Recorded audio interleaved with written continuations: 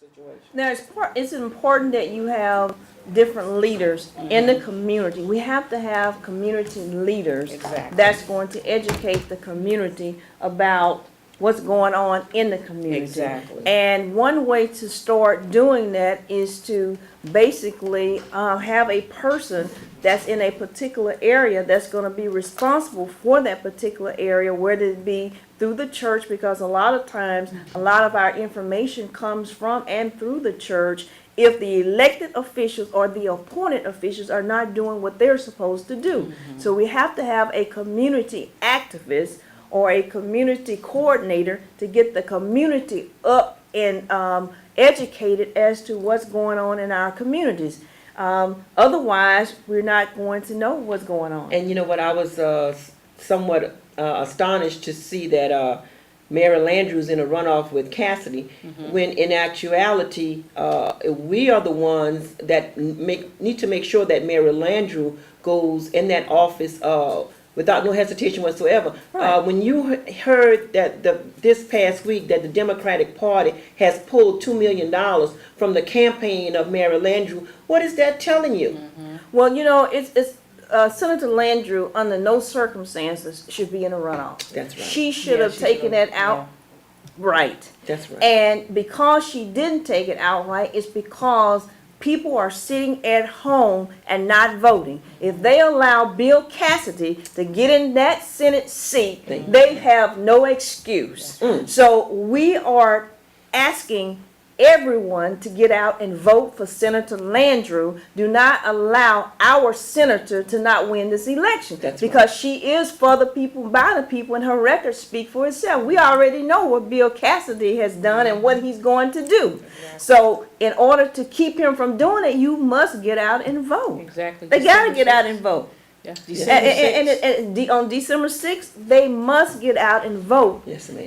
It's no sense of talking about, oh, you know, it look like Mary is in trouble. No, Mary is not in trouble. We have to December 6th to make sure that Mary does not be in trouble. And we need to rally the troops up from North Louisiana to South Louisiana and get that base out. Don't let the Republicans hoodwink us and put us in a sad song that Senator Landrieu will not win that race when that's not true. If we get out and vote, let's show them who we are. We always been a people that get ourselves together at the last minute, and we should not stop right now. We should be out in record numbers on December 6th voting for Senator Mary Landrieu. And I'm going to tell you, if we allow this senator to not be our senator, if we don't vote for Landrieu, Louisiana, you have no excuse, and yes, we will be in trouble. Exactly. That's right, and we're about to get rid of, finally get rid of Kamouche, which is Bobby Jindal, you know, and we've got to keep Mary Landrieu. As a matter of fact, you know, I have like a truck. I'm willing to pick up anybody, you know, early that morning. Look, I can hold about a good 30 people. You could come, you could call me. You know how to reach me. We got to get Mary back. We got to keep Mary there. Community organizers, get organized, get your community together. That's right. Get you a section of town and everyone get together and let's get the voters out. Let's get people out, get the early voters out. We have early voting, and I don't know if it's too late for people to have new registration to vote. Yes, ma'am, it is. If it is, but still, we still have people out there that can get out and early vote. Exactly. And they need to get out there and early vote, and definitely get out there on December the 6th. And vote. And I think December the 6th is on a Saturday. It is so you don't have Saturday. any excuses None why you can't get out there and help re-elect our Senator Mary Landrieu. Correct, Yeah, exactly. correct. Yes, indeed. Exactly. Because this is a Republican state, and her being the Democrat in the position she in, we have to put her back in there for right now. We have to. But you say it's a Republican state. Right. And I think that's a song. You know how people want you to keep singing this song over and over, Right. and if you keep singing the song over and over, it becomes the truth. Right. But it in essence, in our state, it really isn't the truth to a certain extent if we get out and vote. That's right. the problem. We have the power. And like I said, that power lies within, and that power is a vote. And I'm sitting in the Rosa Parks Center. Yes, ma'am. Rosa Parks did not give up in a time unlike our times where we have a lot of advantages right now.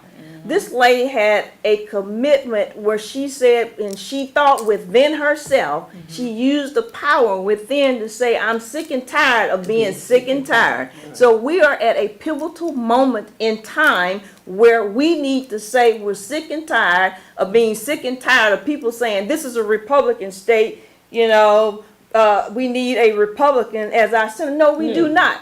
Because Bill Cassidy don't speak for all of Louisiana. Bill Cassidy don't speak for anybody in Louisiana as far as I'm concerned. We already have someone that's a voice for the people, and that is Senator Mary Landrieu. That is correct. That's understandable. When I said the Republican state is because we have a Republican governor Right. and we have Republican rules in place, other than Mary Landrieu and some of the other Democrats that have positions. So they consider that a Republican state because more of the power is in the Republicans' hands. Right. So that's the reason why they give them that label, Republican states, because they have a power that's ahead is a Republican. That's the only reason why. Because we have a Republican. Because I Yeah. understand, and of Yeah. course I understand politics, and I understand the dynamics of the whole ordeal. But let us not be brainwashed into thinking that we can't keep our Democratic senator. No. Because we do have- She's been in there 18 years, so Right. yeah, she can Right. get back in there. And I think too, and talking because in Alexandria we did a forum on air with all our candidates, and we've learned so much about how politics work. Is amazing. The things that we learned. I don't think we were supposed to learn, but we learned them. And what got me was the ideal that people are in these positions for a reason, not only just for the people, but for Right. self-gratification. So when I said for us to educate our people on who they need to vote for or who they should vote for or who they want to vote for, at least know that background, research that person. When you don't know their background and you're doing it for a popularity contest, that's defeating the whole purpose of you getting out there to vote. So that's the Right. reason why I say it's very pertinent that we know who that person is that we're voting for.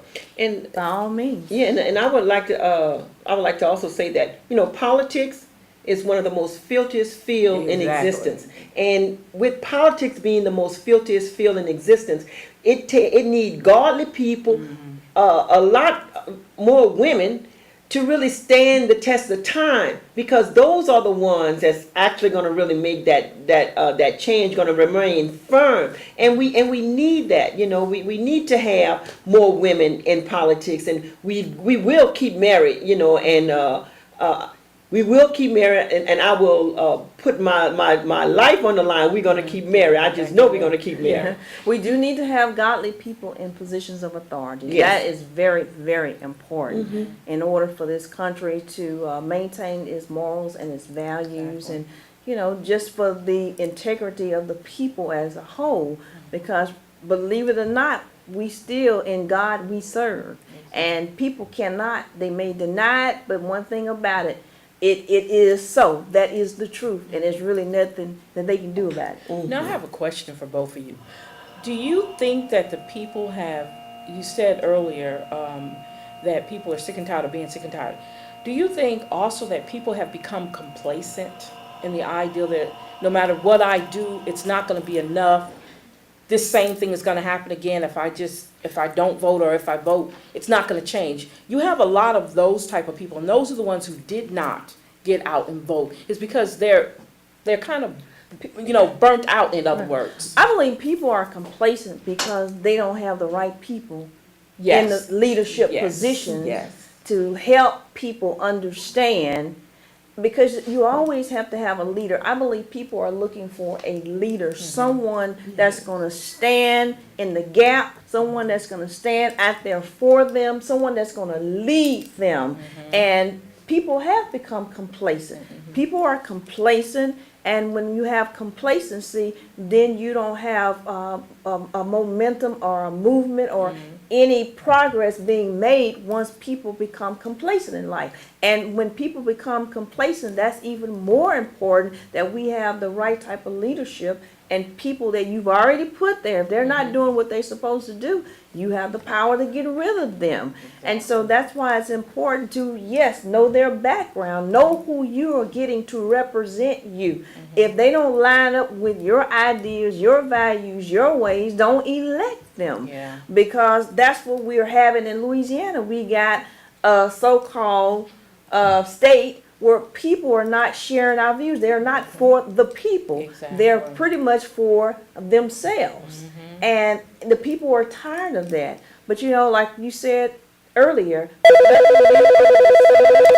and nothing's new under the sun, and history repeats itself. And right now we are in a repetitious mode, but it's a repetitious mode that we all can break out from. Yeah, exactly. You're right. So We have a caller? yes, Go ahead, caller. go ahead, caller. I think the caller hung up. Yeah. Okay. You know, I heard the phone ringing. Yeah. And so if we got some callers that are calling in, just Yeah. feel free Yeah, to you- call. Right, and Get the the number is 337-366-8950. Yes, that's awesome. Mhm. That is Right. awesome. But you're right. If and I think we do have to get a person in place that, like a Pied Piper. You know how he did the mice? He got them, he played the flute, and they were following Lined him. up. If we could get those type of people in those leadership positions, I think the people would feel comfortable enough to, follow that person. But I think it's like being in an abused relationship. You're tired of being abused, but you can't do anything about it for right now. But you want to do something about it, but you have no direction to go in. And that's what I think the people feel. They're tired of being beat up, but they don't know where else to They go. don't know. And they haven't found a leader that fits that mold for them to go ahead and follow and have the right person in place so that they can say, you know what, maybe we have hope with him or her, that we can move on and we'll go ahead and vote, and if we could get those type of people in place, then I think there's a positive outcome part of the running, you know what I'm saying, or being complacent. Right. Seem like we have a caller, and I think, caller, you're on the air. Hello? Good afternoon. I'm enjoying this show. I want to thank Sister Khadijha and Attorney Carol Powell Lexcie for coming on, and the new host, Celeta. And listen, I just want to ask all three of your question. What do you think? We heard at the rally today, State Representative Terry Landry talk about the high incarceration rate. I'd like to get the input from you on what's your take on it. Will things change in the state of Louisiana? It's great when we see politicians like State Representative Landry come out and speak out on it. Too many of our politicians, I know in Baton Rouge, we had State Representative Marcus Hunter, he came out to the press conference. So we need to get more involvement in politicians as the way they look at the high incarceration rate, the way they look at police brutality. So I'd like to first ask Attorney Lexcie on her take on it, and the rest of the activists continue their take. Thank you, guys, so much. Okay, well, I see it as, because of this so-called Republican state, that the prison system has been turned into a business. Yes. And they have numbers to fulfill as a business. And a lot of times the reason our incarceration rate is so high is because they have to fulfill the number or get their business. It's a money generating market. And when you have a money generating market, that's the type of system we're going to have. Because take, for instance, I've seen where the system has allowed other people's children to go home. They will call their parents if they got in trouble, and call their parents to come and get them, and you will never know that they committed a crime. Exactly. On the other hand, with our children, they get arrested, they get booked, they get railroaded through the system, and now they find themselves having a criminal record. Exactly. So all because of a crooked system, and all because that you have an incarceration or a prison system that's all about generate money and business. And of course, we've all heard that they have this system out, or this business out, that they're targeting certain areas in America, and they're looking at our children and saying, okay, they're in the 5th grade, so we anticipate that 5th grader is going to be a part of the system by the time they get to be 12, 13, 14, or 15 years old. And so that's why we have such a high incarceration rate, and of course, a lack of education on our behalf. We must get educated. Education is the key, whether you want to believe it or not. It's important that our kids get educated, and educated to the point where they do stay out of trouble. And it comes into play with having good community leaders to educate them that you don't want to be on paper. Because I've heard so many kids come in and say, oh, I got a ticket, or I got arrested for marijuana, but I'm okay with that. I'm just a little thing on paper.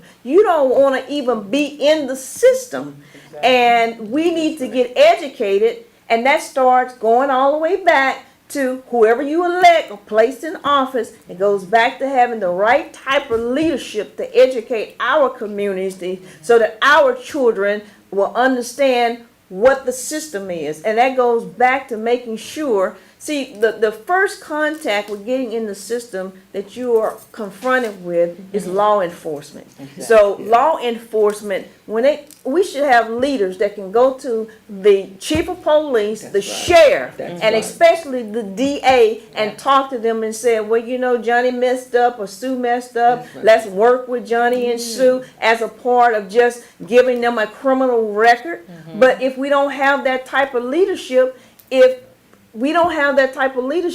guess what? Johnny and Sue gonna end up in being a number. That's right. And so it's imperative that we have that type of leadership. We should have the leadership that can talk to your police, the sheriff, and especially your DA to talk with them and say, let's give Johnny and Sue a second chance. When we don't have that, then the system won't respect you. If you don't have anyone speaking up for you, then, the system not going to respect you. First of all, we have to respect ourselves. And how do we respect ourselves?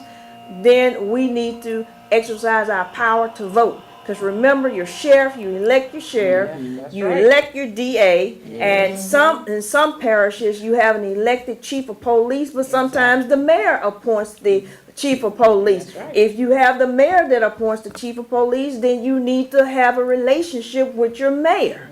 So that you can have a community relations type of organization that's going to be kind of like you have the neighborhood watch. Then you need to have the justice watch. Exactly. You need to have someone out there monitoring your communities to make sure that your children are dealt with and equal justice is dispensed to them the same way it's dispensed to other people's children. Exactly. And that always goes back to the same. It's going to go back to education, being educated. It's going to go all the way back to having the right type of leadership, and most of all, getting out and voting. That's right. That's exactly And one thing that I usually always say, what is your definition of a criminal? Because Patrick Saunier, who was an Iberia Parish former clerk of court, he stole between $250,000, and he was convicted of theft of one count of $500. Not only one count of $500, but he was in charge of the kitchen cookout. Well, people go to eat at this kitchen. He was in charge of that. You had Bobby Baldwin, who was a former Iberia Parish mayor. He was caught stealing fishing hooks in Lafayette, Louisiana. Lafayette refused Super One refused to prosecute him, but had that been me, and I looked like I wanted to pick up something, they would have tried to give me the death penalty. So all of these cases, when they claim that justice is not blind and we all equal, and that's an outright lie. You had a coroner whose son killed his little brother, and the young man was charged with negligent homicide. Same day, white. Same day, another young man gets into someone came to his home, fought with him. He stabbed the man, didn't kill the brother, thank God, but he was charged with attempted murder. It's two different. Help me out here. Yeah. What is it that you all are sending out that is not accurate, you know, because if justice was indeed equal, we wouldn't have the fight and the contingency that we have today. Well, you see, if justice was equal, I probably wouldn't even be here. Exactly. Because let me just tell you, Lady Themis, who is the Lady Justice that everybody see, she can see, or at least one eye's always peeping from under there, and the scales don't get balanced. Okay, I can tell you that from experience. Yeah. The scales are never balanced. But you have to have the right leadership to stand in the gap to make sure that the scales are balanced. Because we don't want justice over here and we don't want an injustice over here. We don't want justice being dispensed to a certain group and justice not dispensed the right way to another group. We want equal justice. And we have to always fight. Like I said, I'm sitting here, I'm very proud to be in the Rosa Parks Center, and that's what Rosa stood for. She wanted equal justice. Exactly. And that's all we want. And that's all we want with the Victor White III case. And that's all we want from down in Liberia. and no. There was a 14-year-old kid got shot down in Houma, Louisiana by the police department. That's All right. we want is justice from them. We don't want you trying to cover up and always coming up with excuses and trying to make the victim the criminal here. Exactly. Stop trying to make the victim, or stop trying to victimize or villainize is the word that I'm trying to come up with. Villainize the victim when you are the villain. That's So right. That's right. in order to get that type of equal justice, we are going to have to hold those people in positions of authority, whether they be the sheriff, the chief of police, mayor, DA, they must be held accountable. Exactly. And do not allow them to get away and perpetrate an injustice on our community. But do you understand too, you being a lawyer, an attorney, that some people say that the laws were not for us in the first place. That's the reason why it's so hard for us to get the justice that we are supposed to get. Because the laws were, they say equal laws, but a lot of the laws are not for us. I mean, they're against us. When you think about education, when you were talking earlier about it starts when they're in the 5th grade. Well, when they came out with the law of zero tolerance, that right there started it. Zero tolerance? Zero tolerance in school started the ideal that they will not tolerate anything. So if you have a child that's just having a bad day, we have a zero tolerance, we're going to send him home. He's home. He's already starting a pattern of what they're already started counting beds in the new prison for. Precisely. You understand what I'm saying? So they've That's set the part of that system up system. so that we have it already laid out, or we already know 500 is coming from this area, 600 coming from this area. We know what type of buildings we need to make. We know how many beds we need to have. So it's already set up. So that's why I say, and others have said, that the justice system is not for us. Well, the justice system supposed to be for us, and I Yeah. still am a firm believer in justice, because I am going to be the one standing in the gap to hold justice together, whether it wants to be or not. Exactly. And that's my role, to be a voice for the people, and to make sure that when justice say it's not for us, that we make justice be for us. And you have people going to prison. And you have people, let me tell you a good example. When I was looking at the Ferguson situation, that my co-counsel attorney, Ben Crump, is, everyone knows, he's the attorney on. When they tried to villainize Michael Brown, they saw Mr. Brown in a store. Then all of a sudden, before we actually saw the video, they tried to say he robbed this store. He was engaged in this major robbery. Now, had that been some other child, that would have been at most a shoplifting. Exactly. It would not have elevated itself to a felony of robbery. Yep, that's right. You're right. You see what I'm saying? Yeah. So in those type of situations, that's why we have to hold. See, right then, that was injustice. The road had been paved when that chief of police stood out. At least he thought it had been paved. Yes, but they're holding his feet to the fire. That they're not going to tolerate that. They have marches up there every day, and we can learn from Ferguson in the sense that, you know, when you have people out there that's trying to still perpetrate and think we're stupid, we have to educate them and let them know we're not. Exactly. So that's what we are. And we have to make sure that those that try to perpetrate injustice upon us are held accountable. Exactly. And Now, God is not going to allow, God is not happy with that, and they have to understand that. and they have to pay for those things. I'm not saying we're going to punish them, but they're going to pay in their spirit. They're going to pay in their mind and mental. They're going to pay for what they're doing, and they know they're blatantly wrong. They know that they're doing wrong, but the idea that they're so bent on you, we're going to prove you that we didn't do anything wrong. We're going to prove to you guys we didn't. And that's the reason why it's in the point where we're having to do Ferguson the way we're doing Ferguson, because people, like you said earlier, people are tired. We want an answer to something as simple as anybody else would have been arrested and put in jail. Well, let me just tell you, the question becomes, how long can you do wrong and get away with it? Right, Yeah, right, right, yeah. because In this social media age, you're not going to be able to get away with anything. yeah. And so law enforcement need to get the memo that the people are not going to tolerate it. Exactly. With every camera, every cell phone Yes, having indeed. a camera, Yes, indeed. every cell phone having video with Facebook and all this other stuff, people are not going to allow injustice to continue to be Exactly. perpetrated on people. People are going to stand together, and I'm talking about people, black, white, purple, and green. People are going to stand up for one another and not allow this to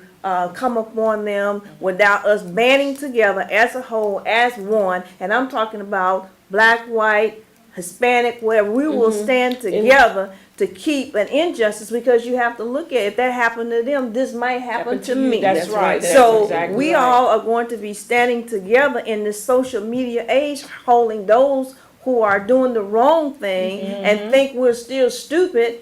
We're going to stand together and make sure that they are held accountable. And then not only that, but they should be held physically. I Yes. want them to be incarcerated. I want them to go through the same Exactly. thing that our young men and women have to go through on a continuous basis. You know, you get out, you get out maybe once a week, you know, to go in the yard and everything. I think our people, they need to be held accountable physically. They need to be incarcerated with handcuffs, and they just need to be held accountable. Now, are you aware of it's one of the incidents where the 16-year-old, I think it was in New York, where he got beat and they had it on camera? They finally prosecuted the cops that were involved in that. I haven't. I think it's New York. I don't think it's Florida. I think it's New York. And they were chasing him. He ran, and when they caught him, they hit him once, and then they kept hitting him, and they hit him with the butt of their guns, and they're actually prosecuting them now. So I think that's a victory within itself. That's a victory Yeah. within itself, and you do have some good law enforcement. I have Yes, to say definitely, that, and you have to definitely. respect those law enforcement officers or sheriffs or whoever is over those departments when they do the right thing. See, the problem comes with, for so long, law enforcement has been getting away with cover-ups Yes. and doing all Yes. kinds of things they're not supposed Yes. to. But in this social media age, they're not going to be able to get away with it now. And see, it's hard for them to try to understand that. And so that's why we saw, and I'm going to go back to Ferguson, that's why we saw that chief of police standing up there still trying to say negative things about Michael Brown, because Exactly. that's what they were used to To doing. That's Yeah. right. But now people are not accepting that, and they're not going to accept that. We all gonna have our cameras out there Yes, when we right. see somebody being beat up on the side of the road or doing something being done to them. Because one thing, like you said, if it was the shoe was on the other foot, we would have been arrested. We would have to be booked. We would have been charged, and the DA would have decided what he's going to do or not do. But more than likely, when it comes to us, he's going to do it. He's going to charge us. So we are at a pivotal time in history where we're saying enough is enough. And I love the fact when you look at Victor White, the family, I mean, every time you turn around, he says the same story over and over because it's factual. It's honest. The truth never remember that. The truth never changes. Yes, caller, you're on the air. Yes, good afternoon. Good Good afternoon. afternoon. Yes, I'm sitting here enjoying your show. I tried to call earlier, but the number was just not showing. I totally concur with the Attorney Lexington, Lexi? and I'd like to commend you very much, for standing up for righteousness and justice. The prison system has truly become a business. Police in the African American communities, and any community for that matter, are supposed to be there to protect and to serve.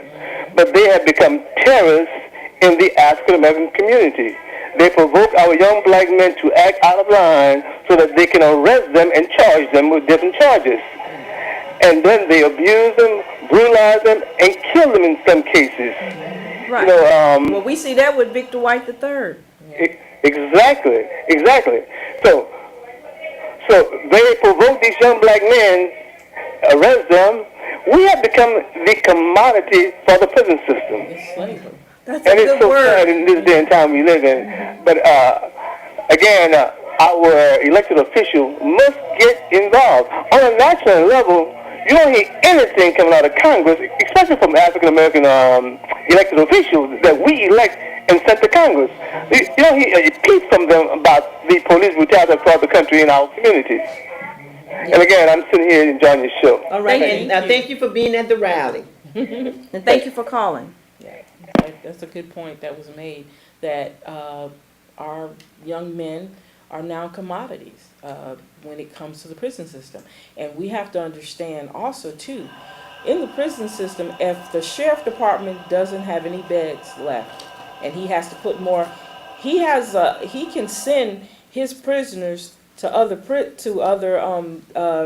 sheriff departments and get paid for that. Right. They rent out their inmates Right. to each other, and that's to keep the money in. If they don't have any inmates, probably don't know this. The sheriff departments, they go bankrupt if they don't have inmates, because the inmates make the money. They bring the money in. The state won't pay the money if they have a lot of empty beds. So they pass their inmates all over the parishes, all over the state. They transport them over to keep beds full so that they won't go bankrupt. Right. And you know, at the rally today too, we had Tony Brown, who's with Eyes Open with Tony Brown. He's out of Alexander. Yes. He was there, and he had like a whole list of all the different killings that they had, and I think that whole list needs to be available to Yes. the most of them. And of Yes. course, we also had Janelle Shagwell. She's the district vice president for Region 6 with NAACP. We also had the sister name from the Department of Justice, United States Department of Justice. Miss Rietta Forte. Okay, she was there, and she's coming back sometime in December. And it was like a really, really good program. Geraldine Brown, along with Robbie Carrier, they done such a fantastic job on keeping us interested, keeping things going the way it's supposed to go. And of course, people came out and they shared. We recently had another alleged hanging in Iberia Parish Jail, which the mother was there, and she know for a fact that her son didn't hung himself. So it's continuous fight that we have to continue to go through. Right, but we've always been a relentless type of people, and if that's what it takes, then the fight is on. Yes, indeed. Exactly. Keep Exactly. saying that. Having that backbone and us coming together, and like you were saying earlier, we have to come. We have no other choice. We're like now backed in a corner. So we either got to come out fighting, or we're going to come out in our separate directions, and everybody's going to continue to let things be the way it is. We've got to come to a point where we've got to make that decision. Right. Right. Well, ladies, Yeah, well, thank you Thank so you for much. having Thank you. Yes, Thank ma'am. and I would like to say that President Brown, she did an excellent job of putting the Yes. rally together Yes. this morning in NAACP, and we like to thank her and those who assisted her, because she did an excellent job. She really did. And of course, we got to also thank praise to the cook, who was Geraldine Brown and Oh, her and she was friend. the cook too. Yeah, she was the cook too. Now, that gumbo was spicy, you know, Yes. from North Louisiana. I'm Yes. not used to eating that hot, but, Right, but it was good though. It was good. Yeah, it was good. It sure most skills, he enjoyed it. He like say, "Ooh, it's really spicy." So yes, indeed, we our hands go out to all of everyone that participated. Representative Landry, he was over there also. We want to thank everybody. Right, right. Well, thank you all for having me Thank on your you show very this much. afternoon. And we shall return with more Real Talk News. That was Ooh, great. that was great. That was good. That Did was an good. excellent We've been job. all We this. still live. No, I mean, I got it on Right. pause, but All right, you Okay. still live. So You gotta do somebody else. yes. yes. So I didn't know Attorney Lexcie was gonna roll like that. Yeah, she did. She did a good job. Yeah. She was a great filler. She was, yeah. Okay. You gotta come on more often. Okay, we got the brother that's coming on, and Yeah, the you wanna other, get in there. and the other gentleman. Oh, and we're gonna give you a copy and stuff, because I gotta Yeah. get some information, I gotta give you some information too with the police department whenever you, be ready for me. You have a copy for me before I leave? Mm-mm. Oh, you It's just fine. send it to me? Yeah, I'm gonna have to Yeah, send it to you. Okay, all right. Let me see if I can find a card, Okay, and then I can. Jay, You wanna get some, well, you're gonna have, we have that other brother on, I don't Yeah. necessarily have to be on, you're hosting and everything, Okay. and, Well, No, you well, leave, you what's supposed to up? get- What's up? You leaving me? What? no, I'm gonna be right here, just taking care of things. Okay. But we got the other young man, yeah. You'll Let us roll for the rest of we got Yeah. a couple of minutes left before we get off air, then we come back on for the next For the hour. next hour. Okay, so Yeah. how many minutes? Let's see, we got You want, about 10, 12 minutes, 13 minutes. 13 minutes? Okay, 13 minutes. okay. And you go ahead and you just tell us, You want? Oh Lord, have mercy. we're gonna have the next, our next. that's group.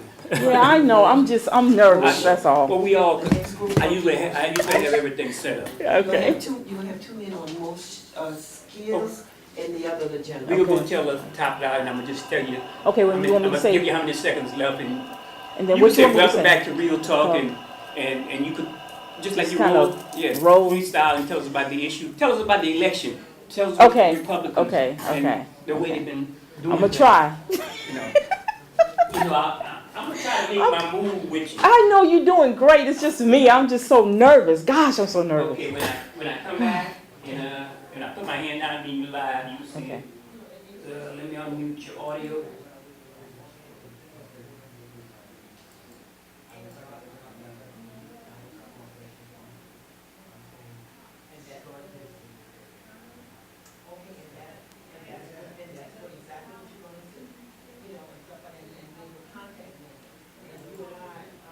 Okay, you're going on live.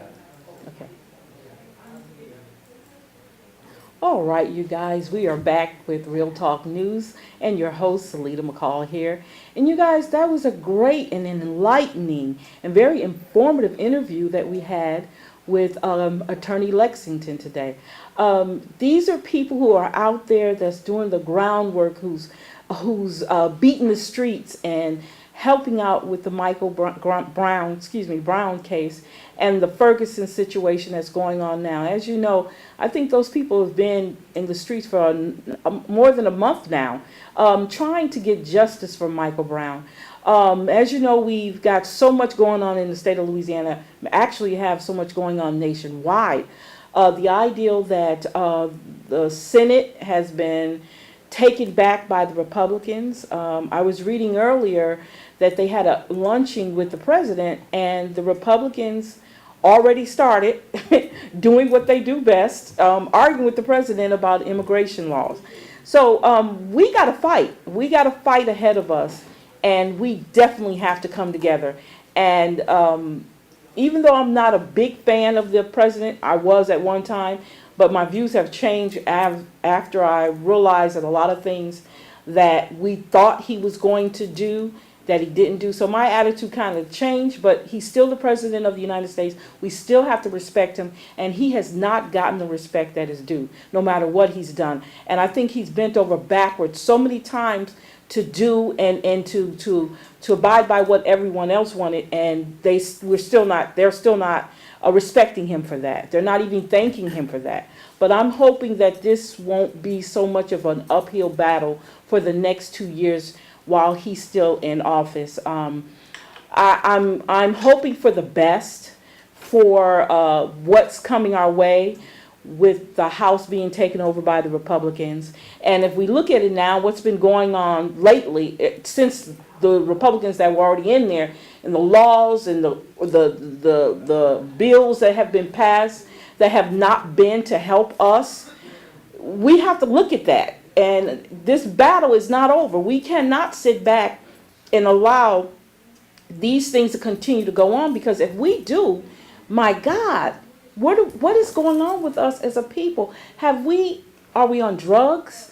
Are we, we're tired. And I think a lot of it, like I was said earlier, we might be just sick and tired. Fannie Lou Hamer says it better than anyone. I'm tired of being sick and tired. And I think this is the time now that we should come together, look at things, learn, research, educate ourselves on things that we know that's happening. When the legislator go into to pass all these bills, you guys have no idea the bills that are passed in the legislature, and you have no idea how much it affects you.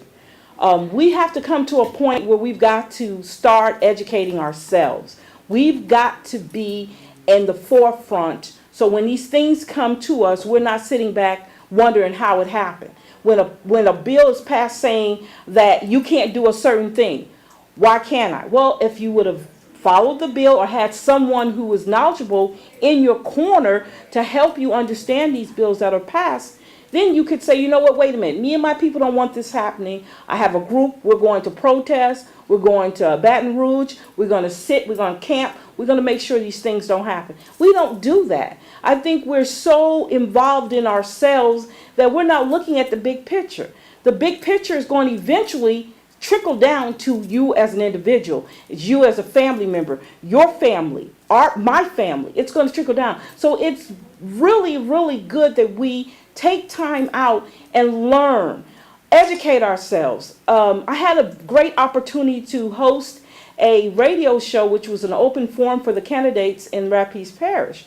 And it amazed me of the different items and different situations and different laws that we learned just by us interviewing, talking to the candidates for the judgeship in that area. We didn't know a lot of this stuff that was going on. We didn't know we didn't have a family court. We have a juvenile court, but we don't have a family court.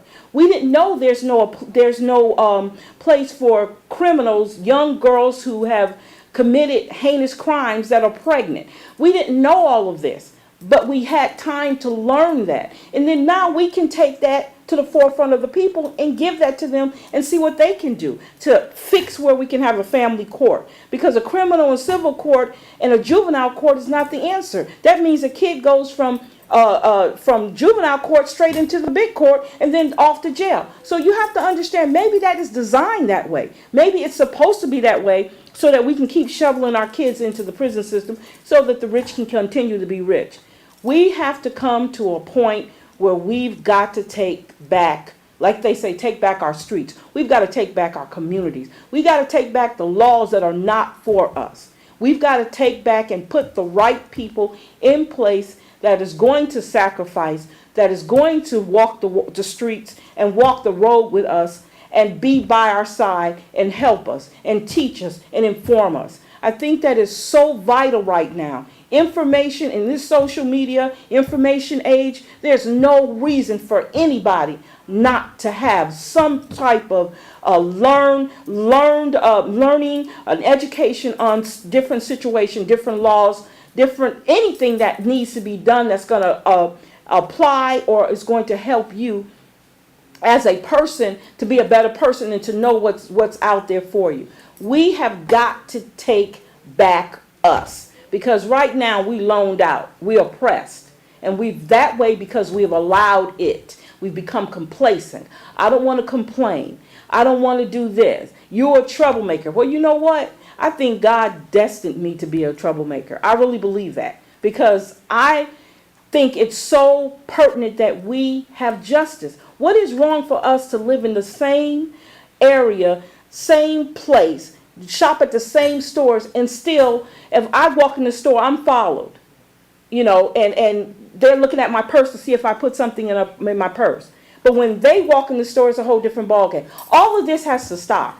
It has to stop. And it's up to the voice of the people. You have to have a voice. And without that voice, we're doomed. And I think eventually we either going to get sick and tired and it's going to go in a negative direction, or we're going to get sick and tired and learn and get informed and make a difference and grab people along with you that have that same mindset, who's going to come together. Numbers is what people know.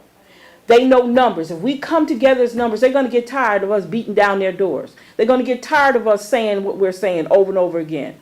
We have got to come together. This separatism is not what we're supposed to be. We're supposed to be together when it comes to us.